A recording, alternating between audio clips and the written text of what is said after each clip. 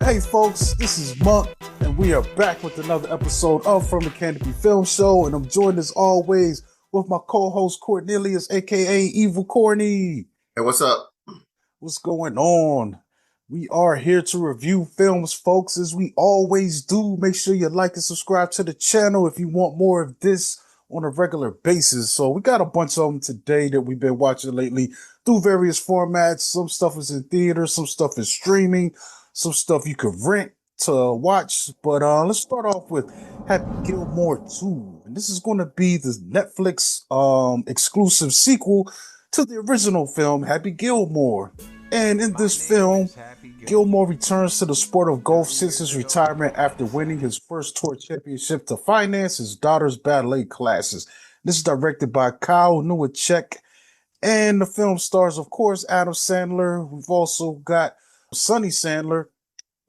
This is crazy, playing Hey, Deanna Gilmore. So he's got his own daughter playing, his own daughter in this film. That's kind of cool. Margaret Qualley, Bad Bunny, Julie Bowen, Travis Kelce, Christopher McDonald, I think Ben Stiller. This film is full of a lot of cameos and such. So I'm not gonna, waste time getting into everyone who appears in this, but I'm gonna defer to Corny because I haven't watched this.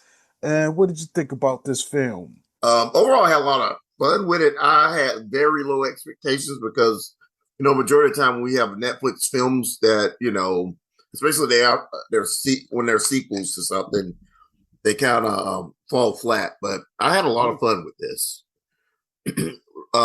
Some really good laughs. Caught me completely off guard that Lavelle Crawford was in it, and he plays Carl Weathers' son, in Mhm. this. So he's missing a hand also. So I thought that was kind of kind of a trip. That's Um, wild. Haley Joel Osment is in here, and I just got tickled as soon as I saw him, saw his face show up in this. But I don't think I would have went to the theaters and see this. But me waking up in the middle of the night and having something to watch, needing something to watch, this was Mhm. fun. Yeah, it's interesting too because they also have a lot of pros, making cameos in this, real golfers and just a wide range of stuff. I've been seeing people buzzing about it a little bit, 'cause people were saying it has like a big, nostalgia factor for fans of the original film. But it's out there on Netflix if you wish to indulge and check it out. Let's get into this next one here. So the next film I got here is going to be a film called Dangerous Animals, and I just watched this today. So this is an Australian film. It's a horror film. It's available for digital streaming and rental right now. If you do want to watch it, this film is directed by Sean Byrne. I think he also did another film, a couple of films that people like pretty much, including The Devil's Candy, and he also did The Loved Ones. And Okay. this film has a weird, really crazy premise. A shark obsessed serial killer holds Zephyr, a rebellious surfer, captive on his boat. Racing against time, she must figure out a way to escape before he carries out a ritualistic feeding to the sharks below. So essentially, this guy is a serial killer who kidnaps women, takes him out on his boat. Crazily enough, he also operates a shark sightseeing business. He's one of these guys that you could go and rent the shark cage from if you want to go dive with the sharks. You know what I'm saying? So that is also another way that he, acquires his victims. The opening to this is pretty crazy, man. It involves a young couple, and we see how he gets one of the victims and another victim. Our main character played by Hassie Harrison in this thing. He just abducts her off the street. So the stars in this film are Hassie Harrison. We also got Jai Courtney, who plays Tucker, our serial killer. And it also got Josh Houston, who plays Moses, another character that's tied in with Zephyr in this film. But I guess the biggest thing about this film is it gave me B movie drive-through horror kind of grindhousey vibes, But this film does have a lot of polish to it. I will say that, man. It looks really good. Like the cinematography is great. It's not necessarily a shark movie, even though the sharks are the method of this serial killer. I don't count it because the sharks aren't the villain. It's not like they're trying to evade sharks and the sharks are, they're just this this method that this serial killer chooses to dispose of the sharks. But the best thing about this film to me was the killer. Our Tucker character played by Jai Courtney. I did look up Jai Courtney. He's been in a lot of films over the Yeah, he's years with Captain Boomerang in the Suicide Squad. yeah, with small roles like that. I don't think he's headlined anything that I can remember, but he really stood out in this film to me, man. Like this film, I think would be kind of basic and wouldn't have much pop without him playing this killer that's really charismatic, man. Like I don't think I've seen this is probably one of the better bad guys in a film like this that I've seen this year. You know what I'm saying? He really stood out. Like he's really charismatic. Seems to be having a lot of fun with the material of depicting this character. The character himself is just kind of kooky in a way. In a way, you kind of just get absorbed in the scene what he's going to do. You know what I'm saying? Which is kind of weird because he's doing some bad things to these people, but somehow it just really sucked me in, man. His charisma watching this, it kind of elevates this. And what's wild is like this film I think he does a better job in this film than the film requires. And I feel like that's a good description of a lot of this film. Like it looks better than it has to for the material, for the budgetary constraints. The cinematography looks real good. When the sharks come up, they look real good on screen, man. It's nuts, man. And then the acting is for the most part is pretty solid, man. There are some quieter moments that with the characters that don't involve this killing stuff, like in the beginning when our main surfer, Zephyr meets the other guy, and that's kind of a little cool little romance, and they're getting to know each other and fill each other out. So the film does stop long enough to add that in there, and then it goes on into the back into the madness. But yeah, man, I had a good time watching this, man. It's not something that I'm gonna put super high on my list, but this would be something that maybe I rented along with Carlito's way back in the day. If you're in Blockbuster, you get that one really good Oh yeah, film you you just heard a lot rent the about, movies. Yeah, and yeah. then you get the little one that's you're taking a risk on, like, all right, this might be fun. And it actually ended up being a bit fun. You know what I'm saying? Like, I'm not saying I would, probably remember this months from now, but in the moment of watching it, I was entertained. It's not overly long. I think it's about 98 minutes total runtime, and it has some really good popping moments. There's some real It, it, good bits in it. it kind of has the premise of Don't Move, where you have a serial Mm, killer that's pretty much, hmm taking somebody off or, somewhat kidnapping them and, Yeah. yeah. Yeah, that's what it reminded me of, man. I feel like we've Okay. seen this film before, but I think it's interesting that we've seen it in this case where we've got a boat captain that's using his boat and his business as a cover for his killing in this manner. This is definitely an original idea, original twist on an old idea, type of film. But it's out there if you want to see it, And like I said, he's done a couple films in the past that people have enjoyed, So it's the director Sean Burns. So it might be worth checking out for a lot of you. It is distributed by Shutter, so this might be something that comes to Shutter, in a few months. But right now, Okay. it is available on only on the digital rental format. So it'll probably be something that pops up there down the road. But you can check out the trailer too right now if you want to watch it. But I think it's worth a rental. I don't know if I would go out of my way to own it, but I had a good time Know, with knowing that it's a Shutter original, I mean, it's produced by Shutter, it. Mhm. I can wait a couple months and, sit down and, Yeah. watch it. Yeah, and that's the thing about shark films, man. It's a genre that I love when it's done well, but I feel like you've got to go through 25 shark films. And this ain't really a shark film. Like the sharks are there, but some people are looking at it, but it's a genre where you got to watch like 25 films to get one good one. It's just so much schlock and like, that just really goofy sci-fi film level quality stuff you got to sort through. But if you do want a film, not necessarily a shark movie, but sharks are featured in it, then check it out, man. You might like it. So you see, the next one I got here is going to be called The Knife. This is a thriller drama film from 2025. That's the initial release date here. And it's directed by Namdi Asamuga. And in this film, after the mysterious appearance of a stranger in their home, a young black family must deal with the fallout of their choices. A steadfast detective tries to crack the case over the course of one fateful night. And this film stars Namdi Asamuga. The director stars in this. We've also got excuse me, Manny Jacinto, Melissa Leo, she's a favorite of mine.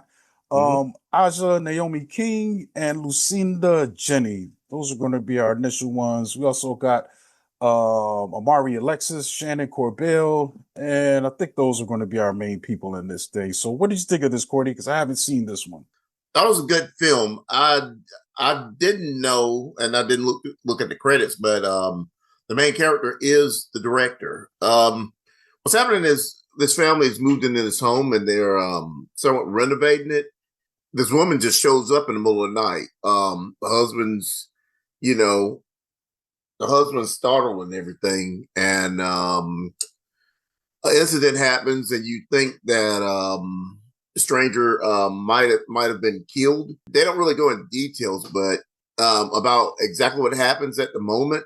And the husband pretty much have to tell their stories about what happened. Melissa Leo does a real good job doing this investigation, but police investigate. It should have been like a cut and dry type deal, but this goes into some layers that I kind of thought was interesting because it's just like people panicking and not doing the right thing in the first place and not telling the truth about the situation kind of makes everything a little bit more complicated.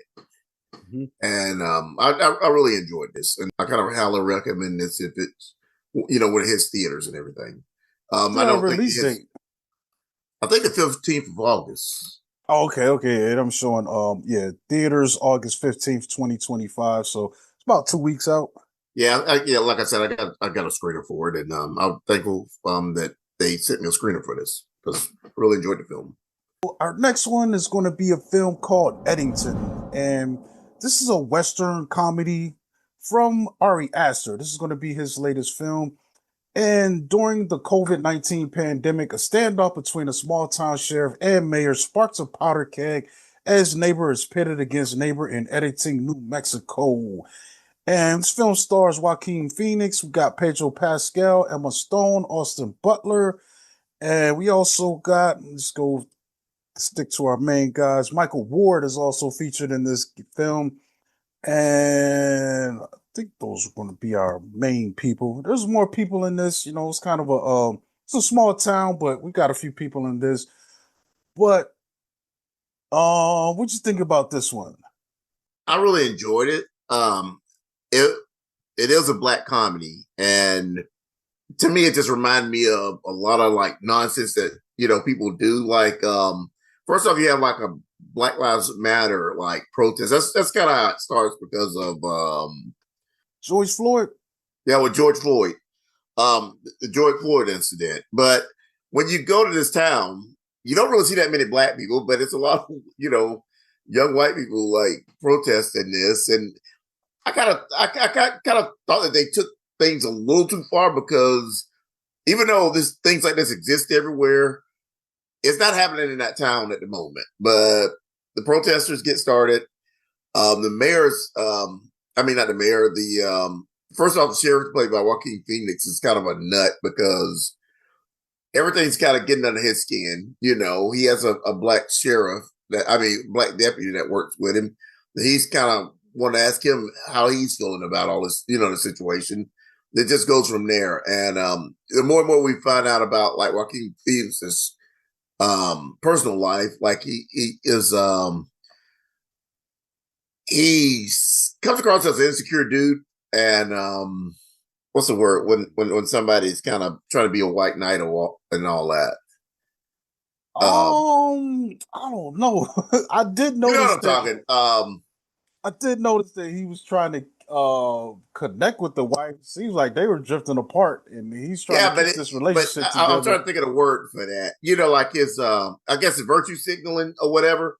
Hmm. His wife, like at one the mayor who's played by Pedro Pascal, I think at one point she might have had an affair with him, when she was younger. But he just has it against this guy, and he just thinks that he was done wrong. She was done wrong by him, and it just goes from there. But it's just really this guy being insecure, and his home life isn't all that well, and then all this stuff happening with George Floyd and COVID. He was a sheriff, and he gets checked a bunch of times just by not wearing his mask and stuff. But this film kind of puts me in the mind of Bo is Afraid, where you have multiple things happening. It's just kind of chaotic in a way, because multiple things are happening, and this character is like in the middle of it. He's everything's pretty much affecting him, or it's kind of beating him down and everything. And I just think it's an interesting film. Yeah. I, I don't know, yeah, bro. I think my you didn't reaction care. is You didn't care probably for it like at the all. total opposite for you, man. For me, this thing was a grinding slog. Like there's some interesting things that happen, but there are few and far in between, man. I think the most interesting thing that was going on with this film to me was the them two deciding to run, competing against each other for mayor. And I thought that was probably the meat of this story, but after it kind of trails off from that, man, and then it turns into something that I don't know what it was trying to do. Yeah, you are wrapped up into this COVID situation, but it feels mostly like background or a setup so you can get some kind of crude jokes off. I mean, there were some times where I chuckled, heavy. They got me in the gut.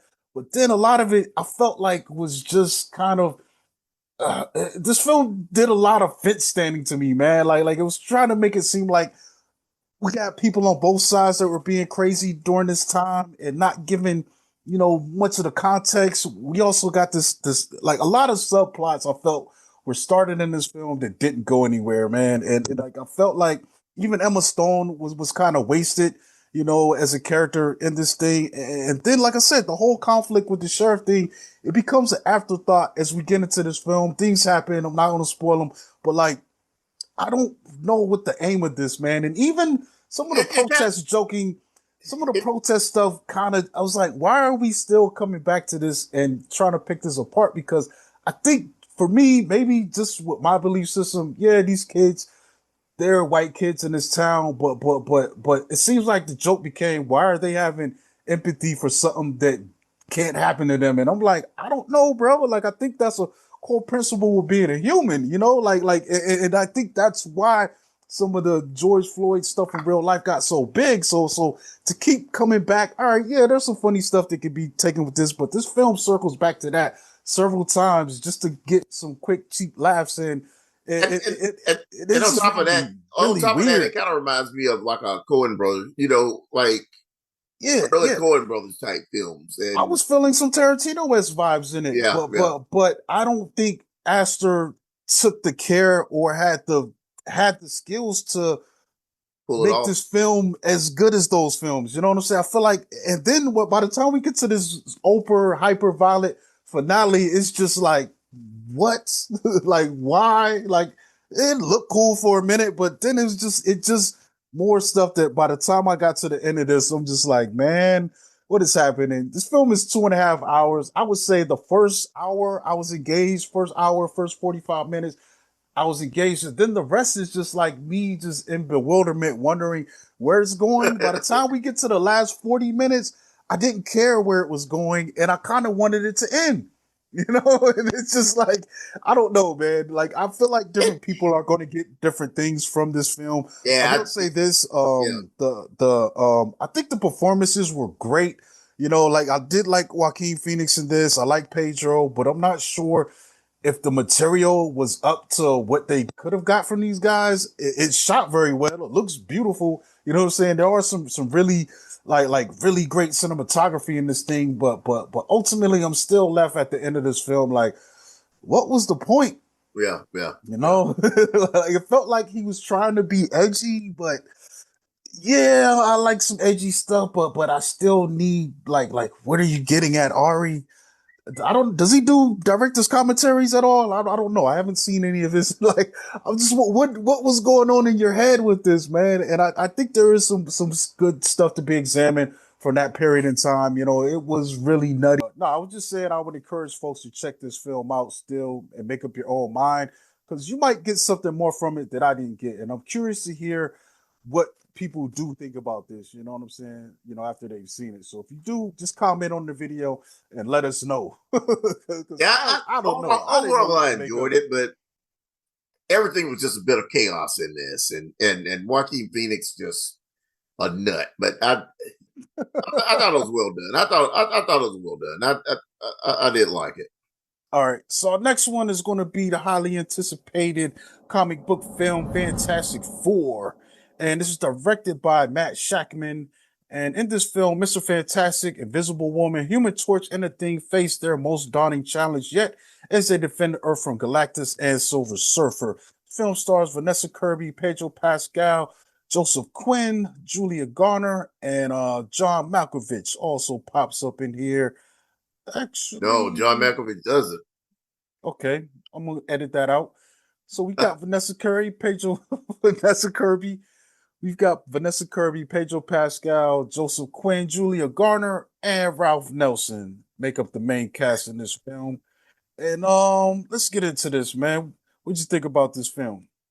I completely love this. Out of I guess three other, not counting the Roger Corman version that I've seen, versions of the Fantastic Four, I think this one did it right. There were parts of like the Tim Stories movies that I thought were okay for the time, but overall, I just completely love this one. I will say this, man. This film, I definitely love the energy that they brought to it. They didn't waste time with the origin story. This is probably the second film I've seen this summer with major superheroes where they just kind of give you a brief synopsis in the beginning and tell you what's what. And I was fine with that. I do like also that they're playing around. This is an alternate Earth, and I've kind of been having multiverse fatigue, as a comic book fan, especially on the Marvel side. But I did like how we got this thing introduced, and it wasn't a lot to have to juggle or think about. Like, this is what it is. We've got this 60s world. It's kind of crazy. It's almost like, what if the 60s happened with no racism? This is how we probably could have been living. When you look at it, this Yeah, is yeah, probably the yeah. science would have been good. Everything was all right. We had a superhero team that actually, did some good things. They might fight a crazy monster, here and there. But I just love the nods to the just Marvel in general and what we got with this. And people were saying, kind of not really knowing about the history. It's like, yo, why did we get Galactus right away? And Galactus was a guy that was constantly coming in and out of the Fantastic Four's universe, and they just had to deal with him a lot. He's not Thanos level threat, even though he's a big guy and challenging. But this isn't something guy that's gonna destroy the whole universe type implications. So it's fun just to see them play around with this. I did think the family stuff was really cool. What we've been used to from this is the first family of Marvel, and that was kind of the thing in the books. It was a family group of people, friends and family, and they had their little conflicts. So we get little touches of that. I think they could have maybe intensified it a little bit more, but for what it was, it's definitely touching on it and it's setting it up like these is what these guys are about. And a lot of heart in this film, man. There's some cool stuff in here, man. I do wish we got a little bit more Ben Grimm and his situation, but it's kind of implied, but not touched on in ways that I thought was pretty dope in some of the other films, but it's there. And I think, we're definitely going to get another film. We're going to get more of these characters, and I think that's when we'll see that get fleshed out. But as it stands, man, this is a great setup film, and I love these characters. Like I think I mentioned, after spending almost 2 hours with this film, I can't picture no one else being cast as these characters right now. Like they nailed that, you know. Like I said, overall, I loved it. I think it was cast perfectly. I think the Mhm, retro 60s world that they were in, retro futuristic 60s world that they were in was mhm, amazing. I kind of thought it was cool how they had the throwback tech and everything, but mhm, I really want to see them when we get them in Doomsday, I guess, mhm, and see what Reed Richards will do with current technology, like our technology or the technology of the MCU. mhm. Just seeing my whole thing is it'll just be cool just seeing him, Banner, Shuri, and who else do we have that's smart I feel in a like they room? had pretty solid tech because only difference was it just was looked like it came from the It 60s, just wasn't. It wasn't but digital. Yeah, man, they was it's doing that speed of digital light in system. this thing, man. Yeah, yeah, yeah, So that they were doing some, they were up to par. I do like yeah. what they did with Surfer too, man. So that was kind of cool. And of course, the non comic book people were oh, it was a gender swap. Why? I'm like, yo, that's Well, his that was character. alternate. It's an That's alternate version of Silver Surfer. It's actually yeah. his in the comics. That's his girlfriend. That Mhm. Celeball is his girlfriend. Yeah, and And and if you don't know, Galactus has had probably dozens of heralds. You know, yeah, he's been doing this for a long time, bro. Like a long but time. in this universe is Galactus. You know, in the 828, this happened. But I'm kind of wondering if we'll have like a bigger confrontation with Galactus in the main MCU world. You know, like in the future. It's But possible, man. yeah, Anything could be dragged out of this, man. Stay for the post credit scene. One of them definitely sets up, one of these next films. But yeah, man, this thing was really fun, dude. Like I was surprised, man. And like I said, man, those family dynamics are core. yeah. Especially there's like a birth scene, man, and that was crazy. That was chaotic, man. In the middle of like a really crucial moment in this film, Sue has to deal with giving birth to a child, man, and it's nuts, man. It While being kind of pursued. yeah, it pulls together everything that we've known, like I said, the heart of this franchise. So like there's parts of the previous films that I did enjoy. Like I said, I only saw that first one, and they kind of touched on some of the conflicts. The way Johnny and Ben are, bickering back and forth and stuff, and just the banter. But I think this, man, it just nails it, man. This thing was zoned in, it was locked in, and this is probably the shortest MCU film I've seen. It might be the shortest one ever, dude. I can't, like, I'm thinking right now. This thing comes in at 155. Take away the credits, so maybe 145, and that's really short for a film like this. Yeah, And yeah. maybe we could have got a little bit more, just dealing with some of the stuff. But I'm not mad, man. We got more time. Stuff's going to be coming out. We're going to definitely see more of these guys as the Thunderbolts post credit scenes indicate. So there were times I was watching this film thinking that is this what this is about to happen? Yeah, Like yeah, yeah, so it kept yeah. me on my toes, and I wonder. That's one thing I really enjoyed with this and Superman Mhm. is there's a lot of scenes we didn't see during the trailer because Yeah. the trailer will spoil a movie for you every now and then because them just Hmm. showing too much stuff. But this Yeah. we were just seeing minimum things and to what was about to happen in this film, and I Man. really know what direction it was going to go in. To be honest with you, Hmm. I messed around and watched the Screen Rant. What was it? It said 170 Easter eggs, and dude, there was stuff in there I didn't even know. Even that intro montage when they're fighting this monster, and I'm like, yo, that's the first cover of the yeah, very yeah, first yeah. issue. And then the stuff with Mole Man, oh my god, dude, that blew me away, man, because I really love this dude. Shout out to How's what's my yeah. What was it, Paul Walter Hauser? it? Yeah. I feel like he's going to be someone that they're going to bring back again in the future, man, because he hit hard, man. And I like this attitude. And it was just a cool scene, man. It was just a cool, vibe to have this guy in here, man. They're on the post with this film, dude. Like I like. Like yeah, they're on it, man.